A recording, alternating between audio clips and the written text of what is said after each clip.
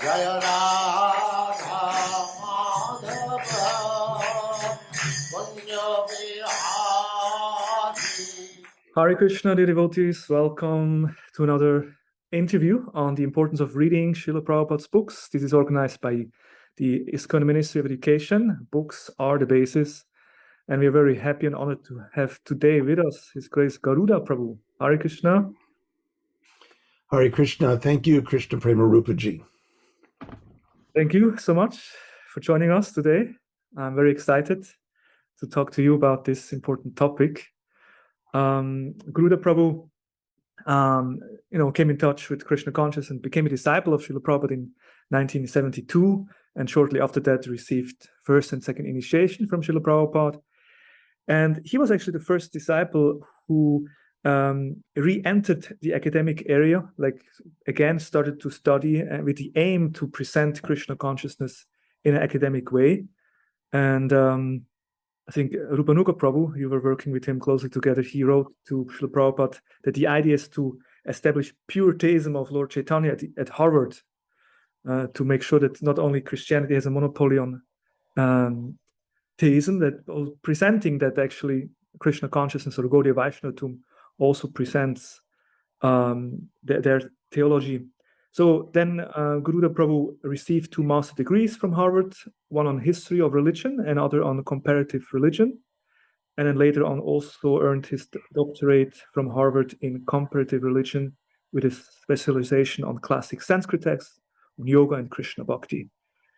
And of course has been serving for many years in the academic world, as well also in Iskcon. In Iskcon was involved in the BI, Bhaktivedanta Institute, with his own Bhakti Swarup Damodar, in the early days. Yes.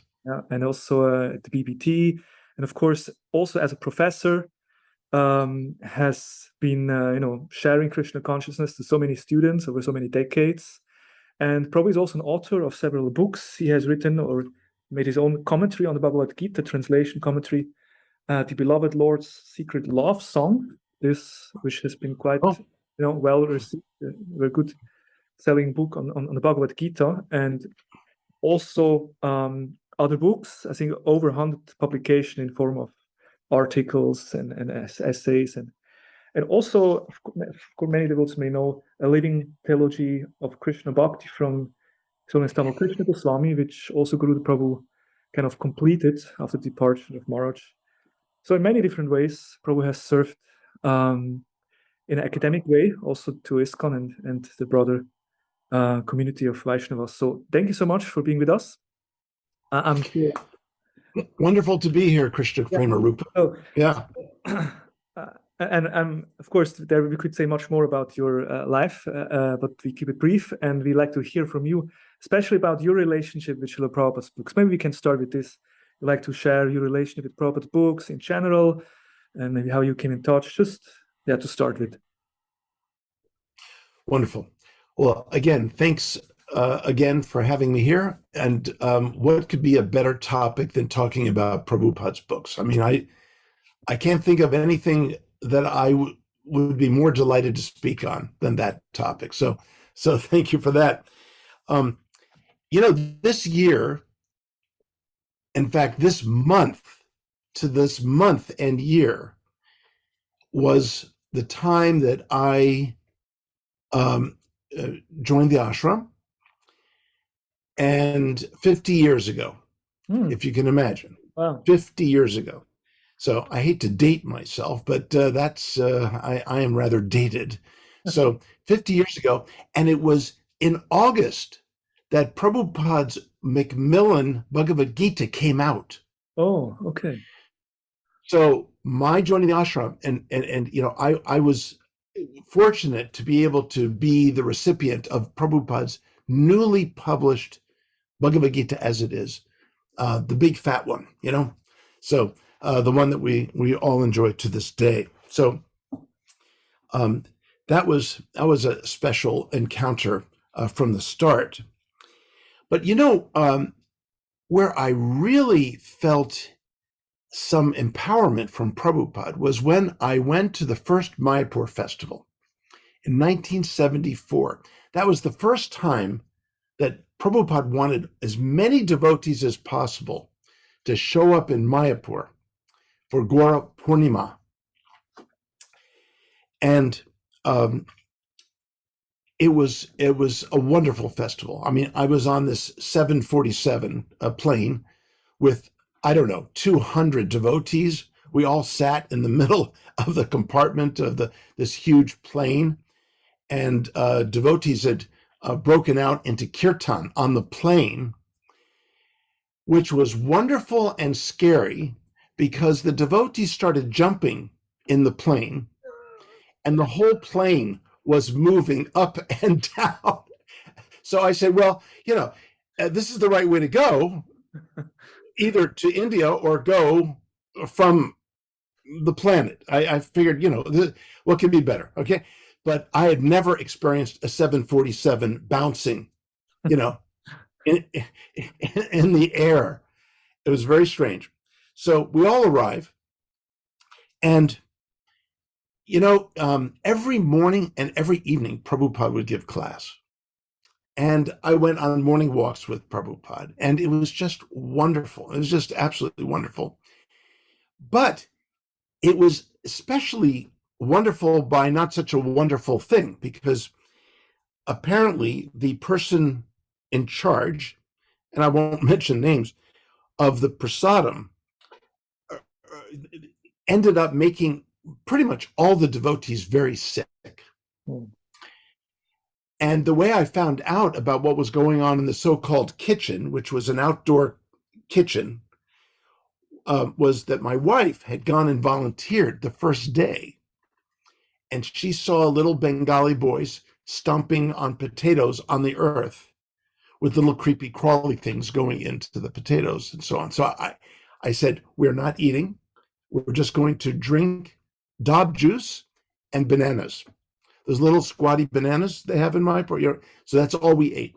Consequently, only 20 people showed up for class in the morning and the evening. So with Prabhupada, it was very intimate.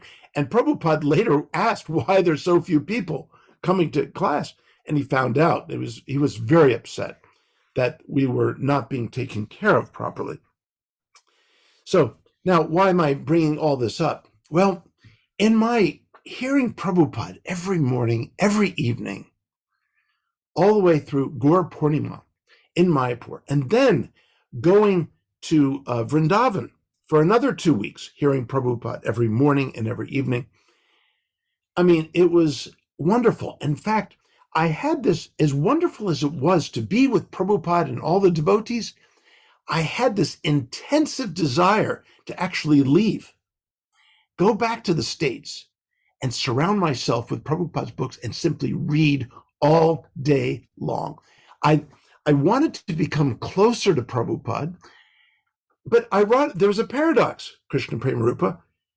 I knew that the way to become closer was through his books, even though I was so excited to be with him at the time. That was where I was charged with just this incredible inspiration and energy to enter into a relationship with Prabhupada's books, more than I ever had been before for the previous 2 years. So it never has stopped. It has never stopped. And now I can tell you a little anecdote about having class, Bhagavatam class with Prabhupada in Vrindavan,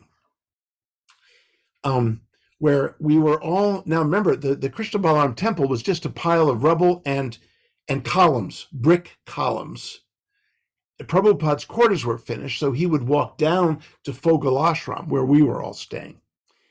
And I mean, people were lying all over the place. I mean, it was just, it was funny. We all somehow got ready at time for Mangala Arati, and Prabhupada came down to give class. It was still dark out, and it was kind of an atrium. So, you looked up, it was an atrium area. So you looked up, that was the sky, but Prabhupada had an asana on one end. And I was sitting there, again, only with about 14, 18 devotees. I mean, because everyone was sick, which, I felt terrible about. But I mean, I was there and so on. And then, so I was listening to class, and Prabhupada said, suddenly he interrupted his class and he said, pointed in my direction and said to Brahmananda, "What is he doing?" And Brahmananda looked over and he said, "Prabhupada, he is falling asleep." I was thinking, "My God, am I falling asleep?" And so Prabhupada said, "He is falling asleep?" He said, "Yes, Prabhupada. Go over to him and tell him to leave." And I'm thinking, I don't remember falling asleep. I mean, am I crazy? Maybe I am asleep and I don't know it, you know? And I mean, what in the world's happening? Well, so there's Brahmananda, who's rather big, you know? And I didn't know him personally in those days. I knew him very personally later. But he comes walking over, which is a very scary event, Brahmananda walking toward you to have you removed. Well, it turns out it was the devotee right in front of me. But I didn't know that until Brahmananda actually came over and, tapped it on the shoulder and said, "Prabhupada wants you to leave, and maybe you can take rest elsewhere," something like that. So, but what I learned from that, Krishna Premarupa, is that I would never fall asleep during class on Prabhupada's books or reading Prabhupada's books. That absolute attentiveness, sparkling attentiveness had to be there when you read Prabhupada's books. Now, you want to read other books, like academic books that I have to sometimes read and so on. I mean, they can put you to sleep, okay? They're excellent at putting people to sleep. But with Prabhupada's books, there's a different level of reception and excitement and attentiveness that just like Prabhupada says in the Bhakti Rasamrita Sindhu, Maharaj Parikshit drank the Bhagavatam, imbibed the Bhagavatam through the ears. He drank the Bhagavatam. So it's an active process. It's not a passive process. It's active. Drinking is not, here, look, is this passive when I pick up the glass and it's just going to spill all over me? If it's active, I'll actually take it in and ingest it, right? And digest. So that is what real Shravanam of Prabhupada's books is about. It's taking it in and absorbing it. Now, I have, of course, suggestions for devotees who want to really, do this. But we could talk about that a little later. But my relationship with Prabhupada's books has been, it's my relationship with Prabhupada. I mean, even though later on also I went on many morning walks, I saw Prabhupada, chanting the Maha Mantra one time that just stunned me, but he just kept chanting after a short class in Dallas. I was there, and but I knew that I can have that when reading Prabhupada's books. I can have that any time. The Vani that is in Prabhupada's books become Vapu. The books are the Vapu of Prabhupada's Vani. So we don't usually speak of the books as being Vapu, but they are the Vapu of his Vani. And that's what makes Prabhupada's books so special. Yeah. That's very encouraging, I think, especially for us devotees who have not personally met Prabhupada, that someone like you had a lot of personal association, but still feels that actually this, connection and relation with Prabhupada takes place in reading Prabhupada's books. That means we also may have an access to such, experience. Absolutely, Krishna Premarupa. I was actually sort of kind of self-admonishing myself. Why you've got Prabhupada right here in Vrindavan, why do you want to leave? I was so eager to leave, which is ironic. Why would someone want to leave Prabhupada's lotus feet physically? Well, because there's something, and the way I relate to it is, in the Rasa Panchadhyayi chapters, where the Vraja Gopikas are feeling separation from Krishna after he departed in the second chapter. In the third chapter, the famous Gopi Gita, the gopis are absolutely infuriated by the creator who created eyelids that interrupt the vision of of Krishna. And then in the next chapter, when Krishna returns, they're all gathered around Krishna. And one gopi actually utilizes her eyes and closes them, after they've just got through cursing the creator for inventing eyelids. Why did she do that? Because when she did that, she could embrace Krishna from within, alone, exclusively with Krishna, without all the rest of the gopis. That's why she did it. So later I came to understand I needed to close my eyes from Prabhupada physically to have him exclusively in my Shravanam of the books. Beautifully explained. So yes, so it's so I agree with what you just said, Krishna Premarupa, that any devotee has total access to Prabhupada's essence, because it's right there in the books. Now, how to read Prabhupada's books, how to understand Prabhupada's books, how to appreciate and negotiate some maybe difficult things in Prabhupada's books, that's another question, of course, Which we may talk about it. Just in general, maybe what would be the proper mood in which we approach Prabhupada's books to actually have such deep realizations, meeting Prabhupada? What would you say is a proper mood to read Prabhupada's books? Or what are the benefit of daily reading Prabhupada's books in general? Yes. Well, of course, reading Prabhupada's books is unlike reading any other book. I mean, it's like the difference between hearing kirtan and hearing, say, Beethoven's Ninth. I mean, Beethoven's Ninth, no doubt, is an extraordinary piece of music. No doubt he was some kind of demigod, or some kind of extraordinary, soul, right? But kirtan is something. It's like when a stranger comes to your front door, you open the door a little bit. No one just flings open the door, unless you're crazy, You don't fling the door open. In fact, I even have a mechanism on my front door where I don't have to answer it. I can just go through I can see the person, and so on. So one's level of receptivity varies according to the kind of association that you have, either in books or in persons. But with Prabhupada's books, you open the door wide as you can, and let everything move in from Prabhupada's books. It's like moving in an absolutely gorgeous piece of furniture. You open the door wide, you love it, you're going to be relating to it forever. But imagine getting a delivery that, frankly, return to sender. I'm not sure I want this.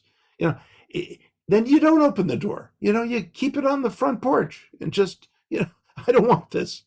So it's a level of absolute trust and graciousness that you're receiving such a gift. Now, if you receive a gift from a perfect stranger, you might say, thank you, but I don't know you, and so I don't really know how to receive this. But we know Prabhupada. We know Krishna's messages, and we're eager to get the gifts that are contained therein. So it's about establishing a relationship. Everyone can establish a relationship with Prabhupada's books. Some devotees were asking me the other day in a sort of disciple meeting, how can we establish more of a relationship with Prabhupada's books? And I said, not one day should go by without dipping into the nectar of Prabhupada's books. Not one day. And It's funny. I think back in the old days, Krishna Prema Rupa, I don't know what the standard is these days, but back in the old days, when you missed an Ekadashi, like, you blew it, I had grains. Oh my gosh. Okay. And the way that you sort of performed a penance, in some sense, not the punishment exactly, but the reaction is that you had to read a chapter of verses from the Bhagavad-Gita. So the devotees would always go to the shortest chapters, like chapter 12, chapter 12 or chapter 15, right? 20 verses, right? They wouldn't go to chapter 18. Oh, God forbid, 78 verses I have to read, or, Now, to their credit, they were busy trying to get a lot of service done. And devotees back then were overloaded with seva. I mean, we were all overloaded with stuff to do. Let me give them the benefit of the doubt. They were trying to get to their seva, a life of seva, very, very, which was very busy. But I almost thought maybe I should break Ekadashi, every Ekadashi, so I could, and I'll read chapter 78, chapter 72, the longest chapters in the Gita. I said, what a privilege, just read the verses and so on. Now, speaking of that, sometimes, we're typically in the formality of a class, we pick one verse and we pick a purport. So it's very narrowly focused. So it's up to the teacher, or the presenter of Bhagavad Gita or the Shastra, whatever it is, to be able to connect that particular verse to greater and greater contexts within which that verse appears.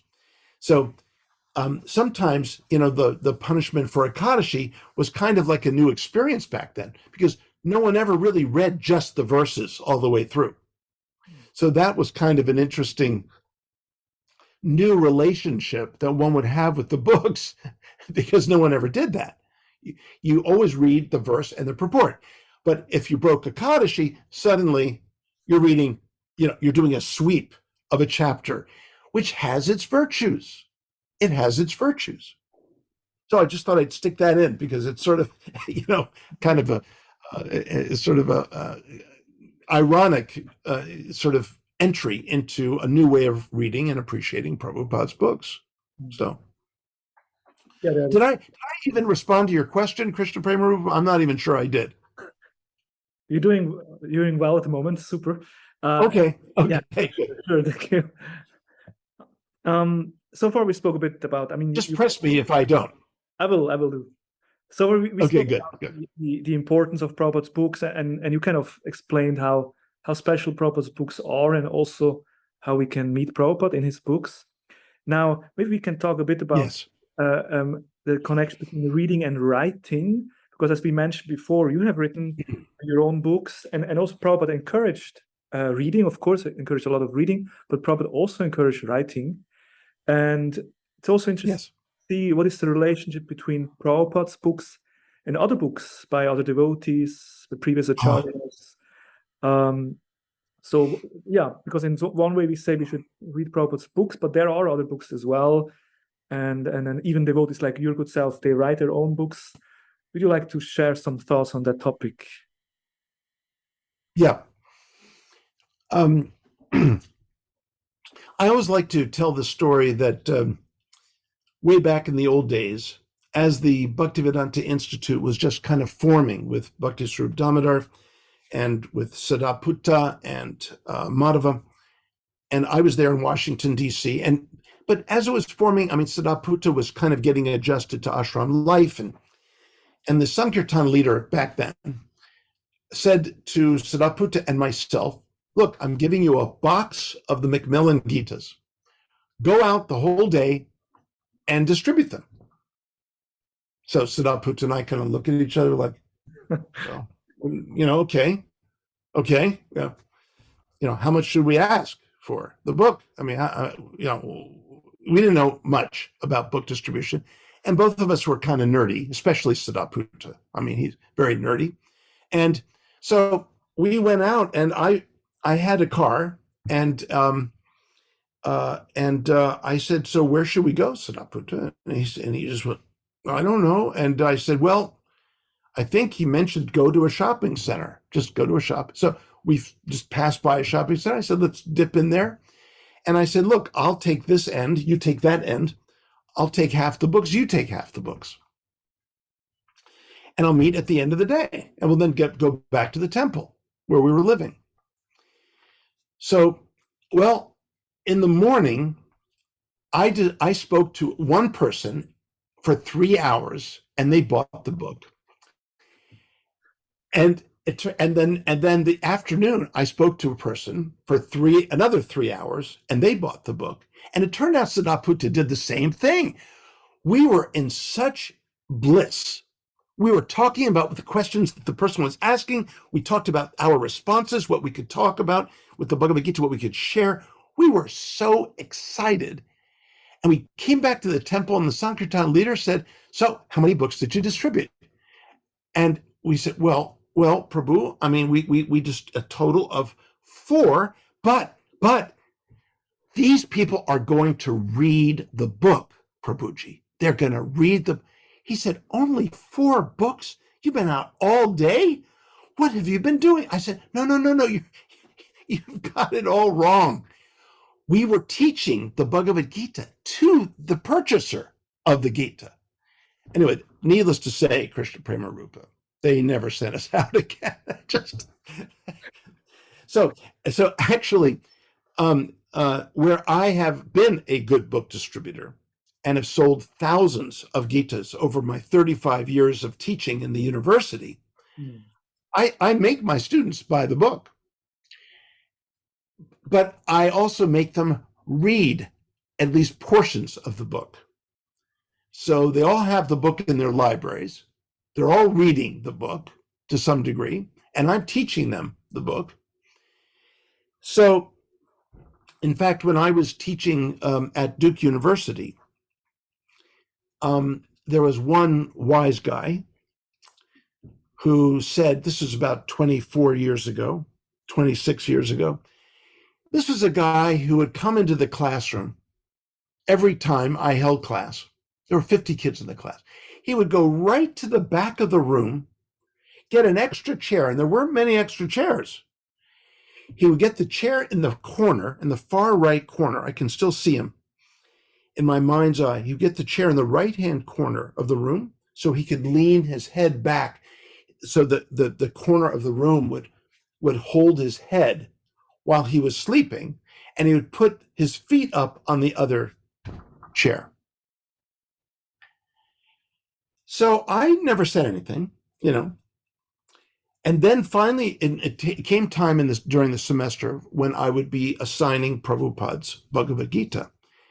And then suddenly, he raises his hand, which, was like a miraculous event, because every class he's asleep, or he pretends to be, okay? And he said, excuse me, Professor, I have a question. I said, yes. He said, Dr. Schweig, why are we forced to read the Bhagavad-Gita of the Hare Krishna movement? I said, that is an excellent question. I said, I'm fluent in Sanskrit. I can translate Sanskrit. I could even translate the verses for you. The reason I give you this Gita is because it is translated and commented upon by someone who lived and breathed the Bhagavad-Gita. And I wanted to afford all of you a taste of the tradition out of which the Bhagavad-Gita comes. That's why I've assigned the Bhagavad-Gita by Swami Prabhupada. He said, oh, okay. And then he went back to sleep. He tried to embarrass me, Krishna Prema Rupa. He tried to, call me out. And I said, there are many academic translations, but you're not going to taste the Gita as it is lived and breathed. And we're about entering into the minds and hearts of those in another culture, in another tradition. So that's why we're reading it. So he didn't have a whole bunch to come back with after that. He saw and I told him, I said, thank you for your question. Of course, all the students realized that, they all knew he slept in class and was very challenging, but they could see I was very confident and optimistic about the assigned reading of this book. So over the years, thousands of my students by now have, Bhagavad-Gita as it is in their libraries. Of course, some of them don't keep books, they probably give them to other people or whatever. But most of them keep their books. So most of them have, so that's my form of book distribution, not going to shopping centers. I'm not good at that. But so I took what I learned in the shopping center and transferred it to the classroom in the university. Mm-hmm. So that's kind of, now you did ask about reading other books that others have published and so on. Well, I sometimes get challenged, Krishna Prema Rupa. I get an occasional email or occasional Facebook message that can get quite nasty. Maybe not nasty, maybe just challenging or somewhere in between. Dear, Garuda Prabhu, Prabhupada states that you have to be a pure devotee to write about Krishna. So, why are you writing about Krishna? And I said, well, first of all, you don't know me. I mean, how do you know I'm not a pure devotee? So that's my obnoxious retort right off the bat. I mean, for all you know, I could be. You're making the assumption you must be a very powerful devotee to know that I'm not a pure devotee, even though you've never met me. So that's pretty powerful. You got some kind of, sarvagya capacity, or something. And then I say, well, here's the thing. Prabhupada read my master's thesis when I graduated from the University of Chicago. On my way to Harvard, Prabhupada read my letter. Satsvarup made me do this, and I was very hesitant to do it, but I sent Prabhupada my master's thesis on the Chaitanya Charitamrita.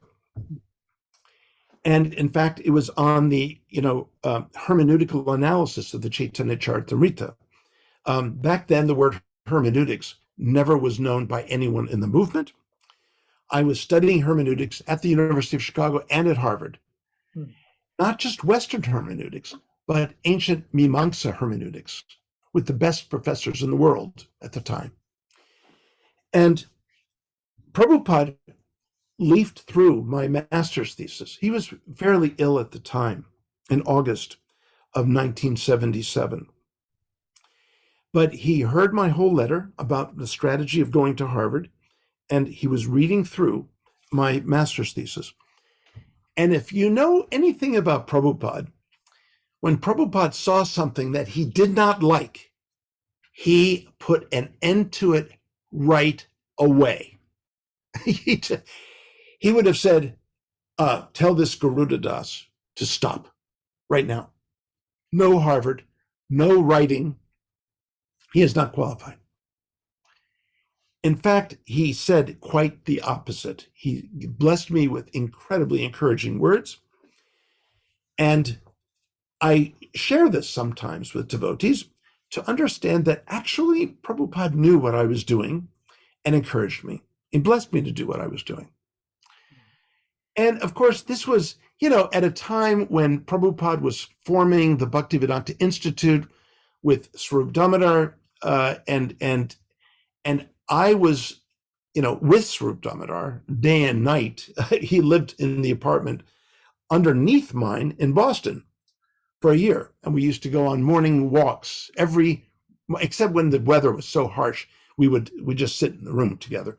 But we used to go on morning japa walks up to Boston Gardens and the Boston Commons. They were contiguous with one another, and it was just down the street from the temple. So it was always a beautiful morning walk we would take. And, Swarup Damodar would talk to me about the Institute and Prabhupada's desires for the Institute. And he was very encouraging to me at my first year at Harvard, 1977.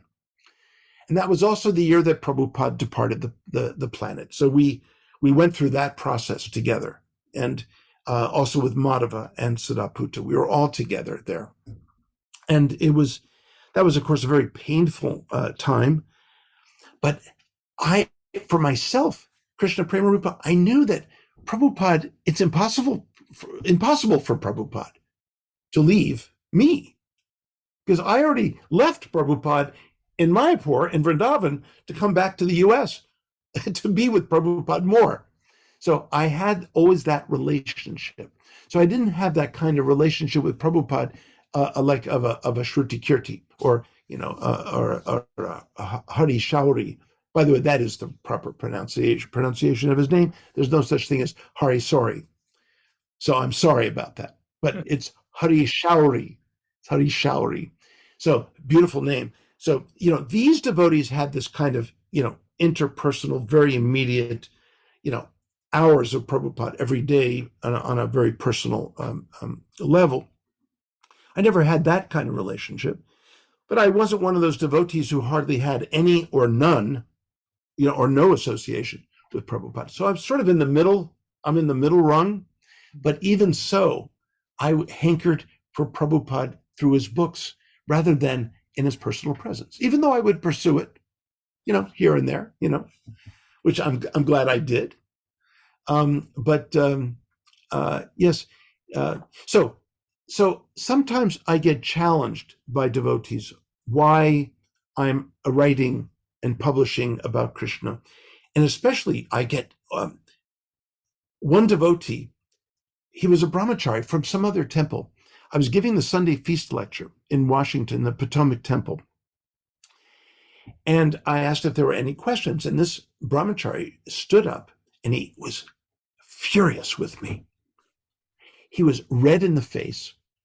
And he said, "Why are you, a disciple of Prabhupada, publishing with this worldwide publisher, HarperCollins, another translation of the Bhagavad-Gita when we already have Prabhupada's Bhagavad-Gita? How could you do this? How could you do this?" Now, everyone in this audience of 200 to 300 people, they were very anxious. Like, how was I going to handle this? Was this going to be mudslinging? Was this going to be an all-out, fight? And he kind of went on a little bit about it. And I sat there, and when he stopped talking, I first of all thanked him for his honest feelings about and reactions. I said, this is what we need more of. We need more direct, straightforward encounters about the way we really feel about one another's sevas and to try to come to a greater understanding. So on that level, I thank you so much. The devotees were all very surprised because frankly, it was a little insulting, what he was saying. And then I said, I admire your desire to protect Prabhupada's books. I said, in fact, that should be every devotee's desire, to protect Prabhupada's books. Protect Prabhupada's books from unnecessary distractions and to get one's attention divided and scattered among so many other books. So you are to be commended for that as well. And I appreciate that. Then I said, there is this anecdote from Pradyumna, who, and this is written, and you can find it in the Vedabase, where there are a bunch of devotees sitting around with Pradyumna, and Radhavallabha was there, and Radhavallabha asked Prabhupada, "So Prabhupada, what will you translate next?" Prabhupada said, "Oh, there are so many, scriptures we can do. There's the Mahabharata, there's the Ramayana, there's the Vedanta Sutra, and there's the Bhagavad-Gita." Devotees looked around and said, "Well, Prabhupada, are we mistaken? Didn't you already translate the Bhagavad-Gita?" And Prabhupada said, "Oh, yes, but there can be others."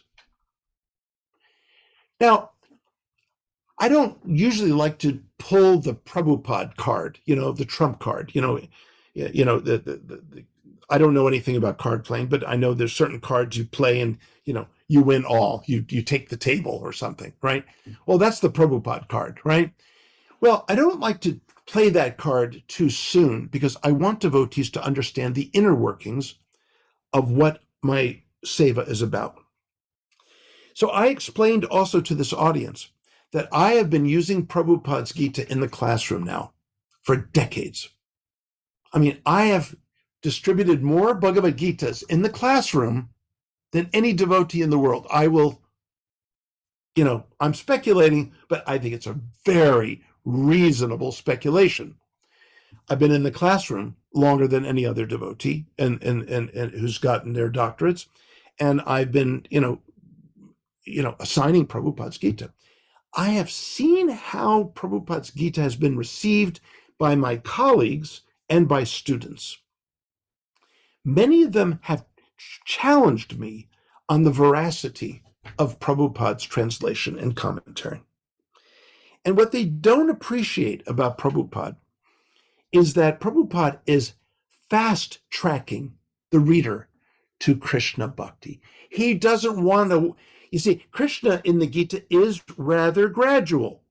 It builds up to the 18th chapter. But Prabhupada, in a verse in the 6th chapter, he sees, yoga in the word for word, and then in the translation, he'll say devotional service. What? No. This is not a good translation. Not only is it a good translation, but it's the fast tracking translation because that's where the Gita goes. But Prabhupada was like a lot of mystics. They're the impatient ones. They want Krishna now, not later, now. Okay? So I decided, to support Prabhupada's translation, I would do my own, and I would have a very strict verse translation Gita. And I would prove that it all adds up to Krishna bhakti. In fact, Bhagavata prema, like the last word in your name, Krishna, it's the second one, Krishna prema rupa, right? That actually it's prema, Bhagavata prema, which is a necessary precondition to Krishna bhakti. So the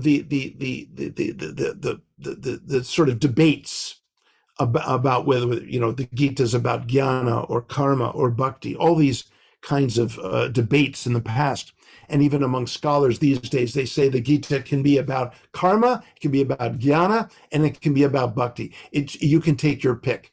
I say no, you don't take your pick. No, that's absolutely wrong.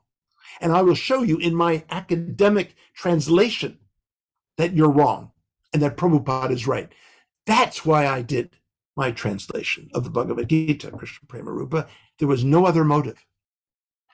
It was to link the academic world, the critical reader of the Gita, of Prabhupada's Gita, to link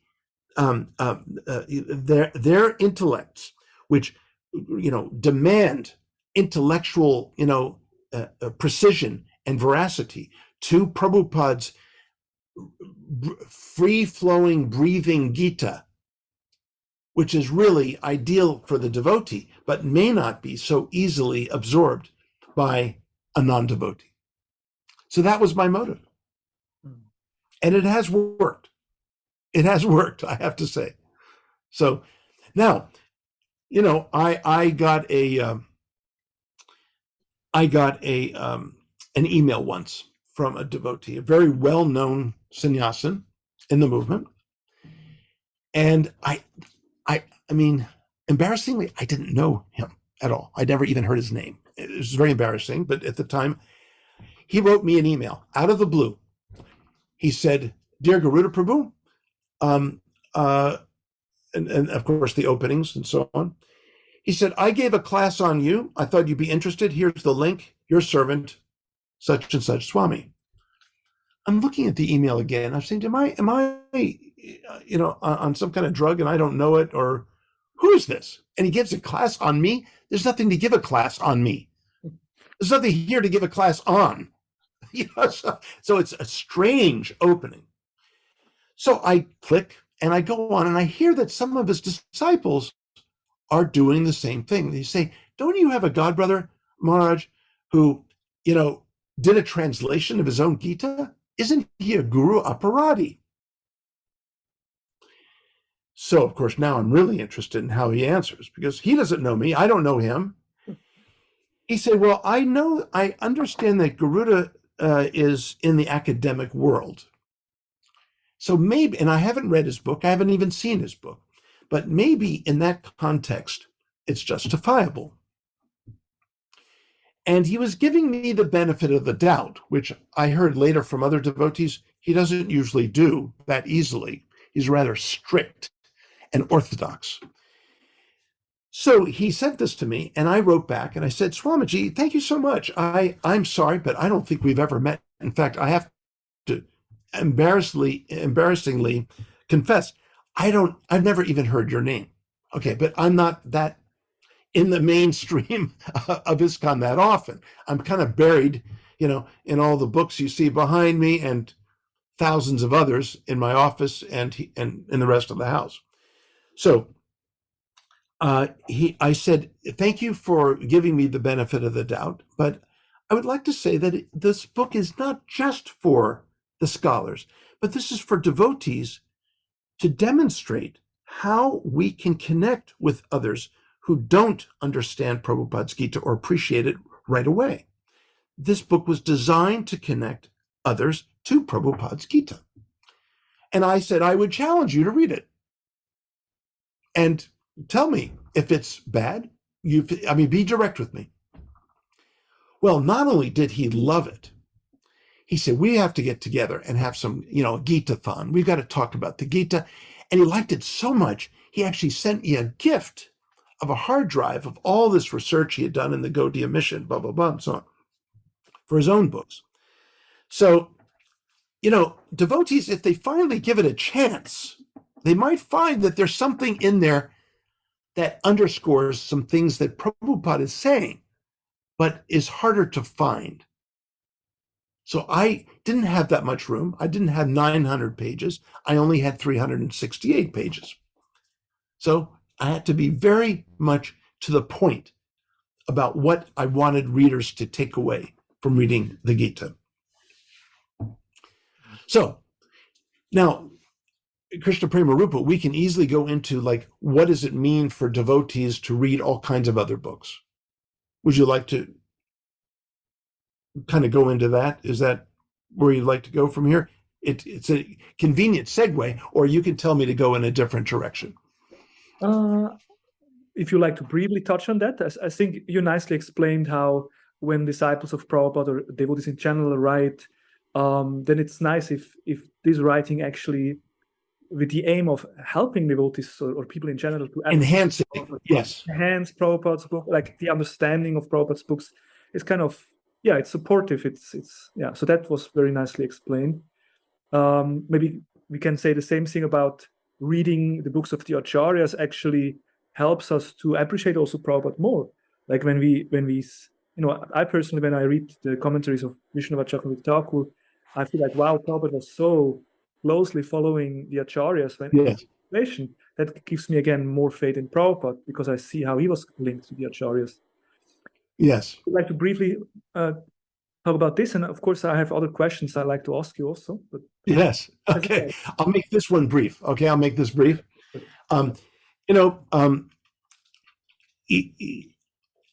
Sometimes I feel, Prabhupada really emphasized his own prasthana trayi. Now that's a term in Sanskrit, which is usually applied to Vedanta and to starting your own sort of sampradaya or your own sect.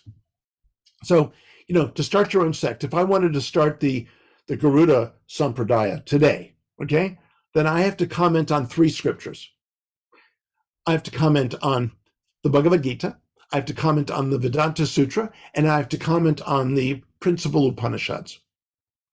Like the Chandogya Upanishad, Shvetashvatar, Taittiriya, the Isha Upanishad, Kata, the Prashna Upanishad. The 13 10 or 13 principal Upanishads. So those three are the foundational texts for launching one's own school of thought. Okay? Well, Prabhupada gave us his Prasthana Trayi, Bhagavad-Gita, Bhagavata Purana, and Chaitanya Charitamrita. And I see Nectar of Devotion as kind of an extension of the CC. Okay? And of course, I see Krishna book, obviously, as an extension of the Bhagavata Purana. So Prabhupada said these are foundational. I remember being in India that time, the first time in India with Prabhupada, and devotees were discovering some other books printed by the Gaudiya Math. And Prabhupada clamped down. He said, do not read those books. Do not read those books. And what I got from that is that devotees can too easily become, like the Gita says, the minds of the irresolute are many branched, right? So Prabhupada did not want us to be many branched.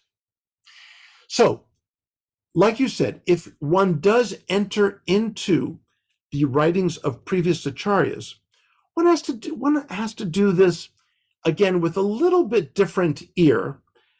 First of all, you're depending on the translations of others.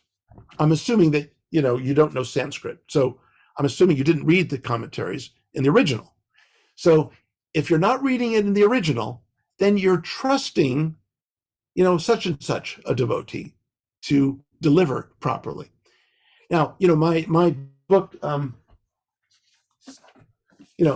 Dance of Divine Love, which was originally a doctoral dissertation at Harvard, then I spent many more years afterwards, translates 173 verses of the Bhagavata Purana, verses that Prabhupada never got to because he departed before he could get to those chapters. Well, I spent 10 years, okay, and I'm not trying to embarrass myself here, Krishna Prema Rupa, honestly, I'm really not. And you're a good friend of mine, so I don't want to destroy our friendship here, but 10 years translating those 173 verses. Now, they happen to be the most important verses in the Bhagavatam, the Rasa Panchadhyayi. I never intended to translate and comment on the Ras Lila verses, the chapters 29 through 33 in the Bhagavata Purana. This came about from my doctoral mentor at Harvard. He was the one. I never intended to do that. I intended to do a comparative. My doctoral degree that is right behind me on the wall says Religionem Comparationem in Latin. They still use Latin at Harvard for whatever reason. Comparative religion. And Prabhupada said, if you can compare religions with Krishna Bhakti and show that Krishna Bhakti is the highest theological thesis, this will be a great accomplishment. He wrote this in an earlier letter in 1969, before I even came around. But that's my whole life. That's what I do. So I was planning on doing that. But instead, my doctoral mentor said, there's not much attention given to the Vaishnava tradition and its ultimate vision. So he said, that is your doctoral thesis. I said, oh my God, how am I going to explain this to my god brothers and god sisters? Oh, Garuda, so what are you writing? This was like the early 90s, right? Or late 80s. Back when there were devotees, senior devotees saying we should never read the Ras Lila. There were devotees actually saying that, okay? How am I going to say that I'm doing this? Well, it is undoubtedly the most important Leela. It is the Sarva Leela Chudamani, the crown jewel of all Leelas. It is the Leela Sara, the essence of all Leelas. These are quotes from the Acharyas. I spent 10 years translating and appreciating and commenting from the previous Acharyas, from Prabhupada, in Prabhupada's mood, his chaste mood, bringing that all to the foreground in presenting these 173 verses. Now, I'm not suggesting that you have to go that slowly when you translate, things from the Sanskrit. However, you are putting your trust in the translator. So, you might need to find out a little bit about, because Sanskrit is a different kind of language. It doesn't have that kind of denotative force that other languages do, like German, like English. Sanskrit words take in a much greater portion of reality than English words do. So, this is difficult. And Prabhupada knew that, of course. So he said, just stick with my books. Just stick with my books. Now, if one is a very well seasoned devotee and one is already having an established relationship with Prabhupada's books that is so thirsty for them and that opens the door widely for them, then I say open the door a little bit, for the previous Acharya's books, as you said, Krishna Prema Rupa, as it enhances your appreciation for Prabhupada's books. There is currently a sannyasin from a kind of splinter group of Iskcon who's going around in Iskcon and being quite welcomed by Iskcon, proving something philosophically, so he says, from the previous Acharyas, that counters directly what Prabhupada says hundreds and hundreds of times. That's a problem, Krishna Prema Rupa. That is a problem. And I challenge him because he doesn't even know Sanskrit. And he's depending on other Sanskrit translations that he kind of picks and chooses like a buffet to support his thesis, which counters what Prabhupada says. This is not helpful. This is not helpful. Our job is to illuminate and extend appreciation of what it is that Prabhupada is saying in his books. And anything that counters that has to be seriously questioned. Sorry to be so emphatic, Krishna Prema Rupa. So I have. Of course, we always spend quite some time, and I do have a few other questions. Sure. One is you explain how for many years you were sharing the Bhagavad-Gita with your student and with your colleagues. And I'm sure, one topic we could address briefly is that how do we deal with Prabhupada's challenging statements? There are some statements which are maybe difficult to understand for people. You mentioned about maybe the flow of Sanskrit in translation could be a difficulty, but there is other statements in the purports that Prabhupada makes. Oh, yes. Sure, for yes. Students, I'm sure he had experience with. Oh, yes. So how do we understand this, or how do we deal with this? Some devotees suggest that we should, just remove these statements from the books. Others say, others say we should, I don't know, make footnotes or write commentaries. How would you go about this? What would be your advice to Iskcon or devotees? Okay. I have a great deal of clarity on this. First of all, I've been dealing with even the BBT's editing on Prabhupada's books, which have changed Prabhupada's books quite a bit. And in the next few weeks, you're going to see, along with thousands of devotees around the world, you're going to see my conclusion of 5 years of going into how to honor and preserve Prabhupada's voice, his message, and how precious that is. You don't change the vapu of Prabhupada's Vani, namely the books, any more than you would tell Prabhupada to change his outfit when he was physically present. Prabhupada, I think you need a cowboy hat, Well, you know what? This was actually tried. Remember in New Vrindavan, there was this attempt to make cloak Prabhupada in a king's cloak and a staff and a crown.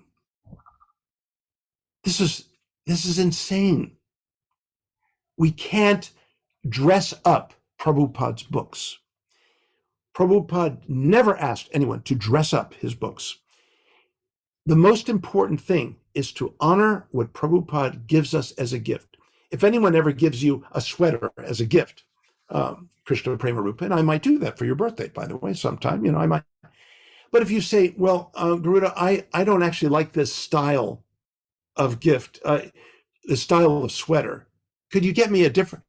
I mean, look, this is a gift. You don't, that's not gracious. You accept it. Now, you may privately not wear it that often. It may, right. But that, there is the sense in which you receive a gift. And of course, chapter 17 talks about giving and receiving gifts in sattvika or rajasa or tamasa modalities, right? Well, without going into that, here's the point.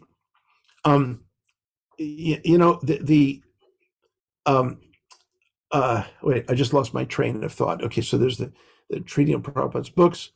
What was the point? The pointed question was, the gift we receive, we don't. Oh, and the difficult contents. Right. Okay, good.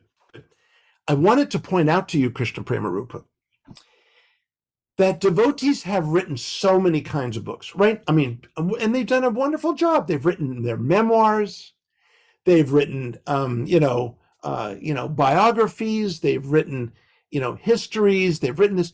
And the one thing they haven't written, the one thing that needs to be written, that has not been written, is commentary on Prabhupada's commentary.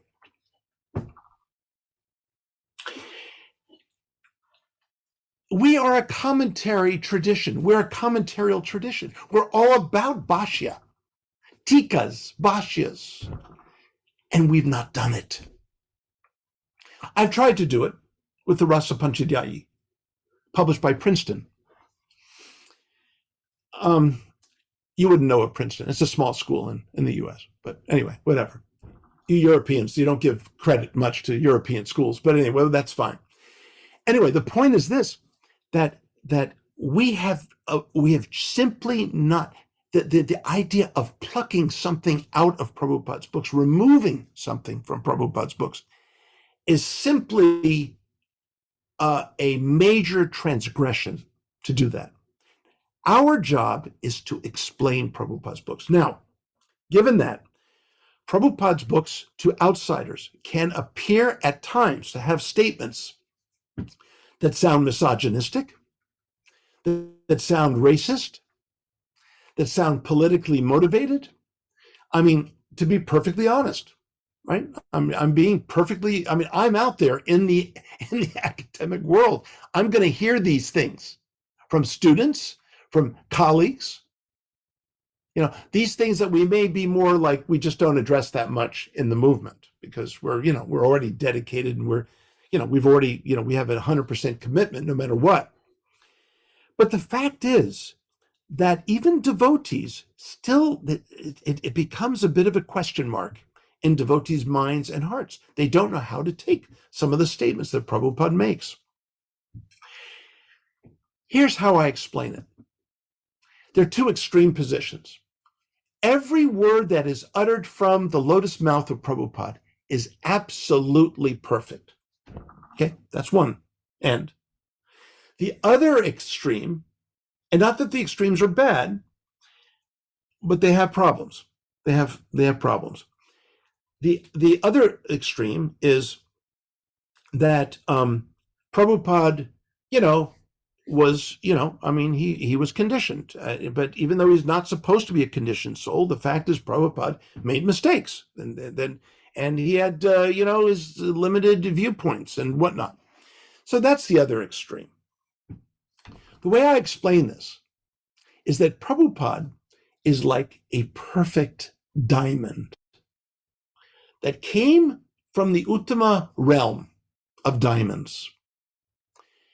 And Prabhupada says that an Uttama Bhakta which is a perfect Bhakta, has to come down to the Madhyama level, which by inference would be the imperfect level, okay? And when a diamond is shown in this world, since diamonds are rare in this world, but in the spiritual world, they're all over the place. But here they're rare. But whenever a diamond is to be shown in this world, it takes a setting, a setting. The diamond is not conditioned. It doesn't have the flaws, but every setting blocks part of the gem. Prabhupada's setting was colonialist India, was British-influenced India, even residues from Islamic India. Remember, this is a country that was dominated by foreign political cultures for 1,100 years. 1,100 years. Krishna Prema Rupa, if the Chinese came to America right now and did it for a week, I would freak out, okay? Honestly. So, but for 1,100 years, a foreign occupation of a culture. This is not something you and I could ever completely understand. But in any case, Prabhupada's setting did entail a certain view of other cultures, of other races, of women, the place of women, and so on.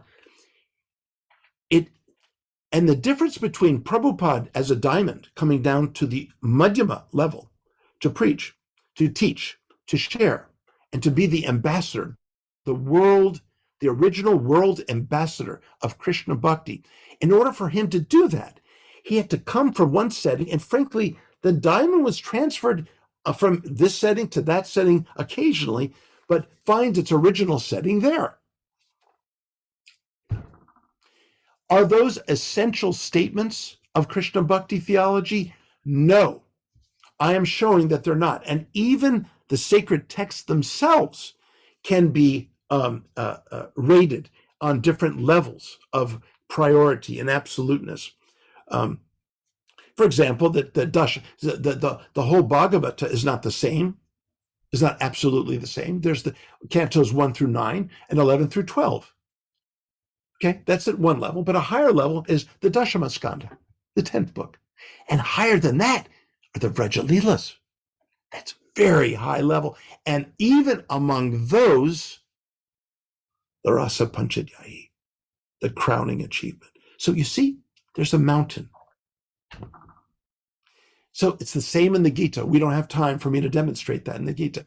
So the difference between Prabhupada as a diamond and myself as a diamond, my diamond is a diamond in the rough. Okay, it's been excavated from the igneous rock formations, ugly, dark, right? And so this diamond's trying to get purified of all of its, flaws, whereas Prabhupada is flawless, coming into a flawed world. Look at Arjuna, right there with Krishna. Look at the first chapter. He had his own setting that had to be dealt with. So the way to understand those rather supplemental, I will call them supplemental statements, is if it doesn't work for you, you put it on the shelf until later maybe something of those supplemental perspectival kinds of statements work for you. There are supportive philosophical presentations which directly support the absolute Krishna Bhakti teachings. For example, Varna and Ashram. They are supportive ideas. Are they absolute Krishna Bhakti? There are some devotees in the movement that take supportive ideas as the absolute ideas. And guess what? You no longer have Krishna Bhakti. You have something like, Hindu Dharma, which is fine if that's what you want. But it's not Krishna Bhakti, and it's not what Prabhupada taught. So even Varna and Ashrama are supportive. So there's supplemental, there's supportive, and there's essential. The essential teachings is, to put it in Prabhupada's own phrase that he used hundreds of times, love of God. Though it's focusing on the form of purest love for Krishna. It's on Krishna Prema Rupa. Isn't that ironic? Isn't that ironic? That happens to be your name. We're all Krishna Prema Rupa Das. You are not the only one. I am Krishna Prema Rupa Das. My wife is Krishna Prema Rupa Das. My friends are Krishna Prema Rupa Das. I'm sorry, but your name is not just your own. It's everyone's name. You didn't expect that. You didn't see that coming, did you, Krishna Prema? I think that's such a valuable point you made with the analogy of the jewel and also the point that the tikas it's required that we actually comment and explain. I think it's a very Absolutely. Now, I don't know. And in such a tika, Krishna Prema Rupa, we can explain how this diamond works, that he's an ambassador from the spiritual world. This tika, this guy here, I'm doing my best as a diamond in the rough, okay? And someone might correct my tika. That's okay, So anyway, I'm sorry, I interrupted. Yeah, I don't know how much time you still have, but maybe we can slowly come to an end. We spoke about the importance, about many different aspects of Prabhupada's books. Maybe to the end, we could say something about the practical aspect of reading. Maybe you would have some tips or advice for devotees to like effective ways to study Prabhupada's books for their own study or when they prepare lectures. Okay. You like to share a few? Oh, yeah. And then, yeah. Okay. So you have a few extra hours, so we can add on to this then. Okay. A few minutes. Okay, but I have some. I am eager for devotees to establish this extraordinarily loving relationship with Prabhupada's books. Here's a technique. You want an easy technique that really is extraordinary. And it may seem kind of obvious, but maybe not. It's all right to read Prabhupada's books and not appreciate it fully, not understand it fully. And you know what? That's okay. Because the next time you read it, you'll understand it a little bit more. So repetition is a necessary part of sadhana. I mean, do I need to point out that the chanting of the Maha Mantra is a bit repetitive? It's not repetitive to make one tedious. It's repetitive to go deeper and deeper and deeper. That is the point of repetition. So I challenge devotees to go through, say, the Bhagavad-Gita, find the verses or even a certain small portion of the purports. Find those passages which somehow send you practically off your asana, just wow. Find the wow parts for you. Now, this is not for anyone else. You're not going to go and tell other people, hey, I found the wow parts of Prabhupada's Gita, so I'm going to tell you what the wow parts are. No, this is personal. Find the wow parts and say, what's a verse off the top of my head? Okay, one who sees me everywhere and sees all things in me, to such a person I am never lost, and such a person is never lost to me. Wow. Okay. To me, that's a wow verse. It is so loving, so embracing. I challenge devotees to find those verses in English. You don't even have to do the Sanskrit. Sanskrit's nice. And then when you find a verse like that, to sit in front of your altar, after your japa or during your japa, and repeat that verse very quietly, almost in a whisper, 21 times, meditating on the words, and sit there with that verse and let it just take over your whole being. It's a powerful exercise. Try that. It works. It is powerful. 21 times. Now, of course, use the Gayatri, counting. Don't sit there and say, okay, mark, okay, that's one. Use the, and then, of course, when you've done 20, with two times around the hand, then you do one last one. And you sit there and you just allow it to be, a kind of kaivalya, total absorption. In a sense, merge with that verse. I know we don't like that word merge. I know we're allergic to that word merge, but here's where merging is a good idea. Let your soul merge with those words from Krishna, from Prabhupada. It's powerful. So, so find the wow statements. Now, when giving class, I'll just make a short statement about that, although I have, hours that one could involve, training. There should be a training. I remember when devotees years ago were concerned about the editing of Prabhupada's books, many senior, very seasoned, dedicated Vaishnavas, not extremists, they were very concerned about the editing and the changing of Prabhupada's voice and so on. But you know what my first reaction was, because I was never that concerned about it, because I never really knew much about it, because I read the books, the original books. This is the very first printing of Prabhupada's Bhagavad-Gita as it is, not the second, third, fourth, and fifth. There were 5 printings. This is the first printing of Prabhupada's Bhagavad-Gita as it is. I have my old signature in it right there, so no one would take it. So anyway, I said to them, you're concerned about BBT changing Prabhupada's books. You know what I'm more concerned about? How Prabhupada's books are being taught. What comes out of the mouths of people every morning. And now with the internet televised all over the world, as if this Bhagavatam class is somehow, a perfect presentation of Prabhupada's, translation and purport. I'm concerned about that. I'm concerned about devotees going off the deep end and talking about, the Ukrainian war, and or talking about, how messed up, governments are these days, or talk about some experiences they had on Sankirtan. What about what's being said? So this is where the art of exegesis needs to be cultivated. Exegesis, the word means literally generated out from.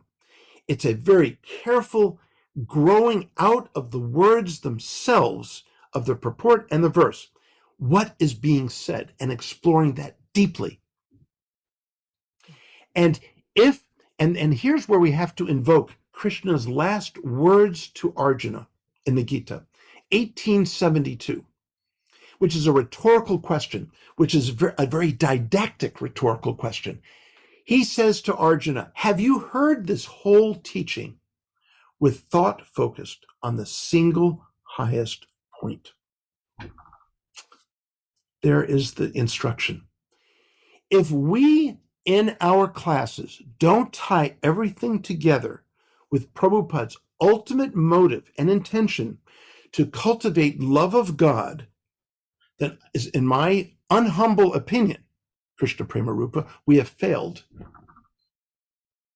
It has to be tied to the purification of the heart and an attachment to loving Krishna, to loving God. That's what we're about. Prabhupada said our whole purpose here is to awaken people to love of God. But are we putting people to sleep in the Bhagavatam class? So we have to make sure that the exigency of this theme is brought through. Anyway, that's the short of it. I'm trying to restrain myself. Okay, I'm trying to restrain myself. We like to hear more about the Vacho Vega. I suffer with the Vacho Vega issue, the problem. So no, I think it's a very important point you raised there, and maybe we get some other chance to talk on that topic. Oh, good. Yeah, thank you so much for sharing all your valuable advices, your wisdom, experiences with us in such a beautiful way. I really appreciated the time we spent. I don't know, would you have some closing words, some final statement, something you like to share with all our viewers? I heard about this, how to hear Krishna's calling.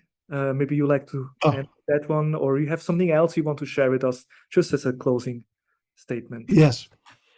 Well, as I like to point out in the Bhagavad-Gita, Krishna is most famously known for the love call of the flute. And by the way, this is the only Bharatanatyam a part of dance that I know. So I learned this from a Bharatanatyam dancer, and she was very helpful. And I think I've got it down. This is the flute, right? This is the flute. Okay. You know, it's interesting, in the Gita, we never hear of the flute, but you know, the flute, the love call is there throughout the whole Gita. And this is what I try to put forward in my own translation and interpretation, is that the love call is not in the form of Krishna's flute, but in the form of his teachings. He is calling all hearts to his divine heart. And, you know, it's amazing to me that all of us devotees stand in practically every temple. There are Radha Krishna deities. And you know, when Radha Krishna are experiencing their inward gaze, the inward gaze of divinity does not involve the flute at all. But the outward gaze of divinity engages the flute. And that is what we bathe our consciousness in. When we take darshan of the deities, they are together gazing outwardly. Sri Radha and Krishna, they are gazing outwardly with Krishna playing the flute. They are calling us to their divine love, to the form of perfect love for Radha and Krishna. Radha Krishna Prema Rupa.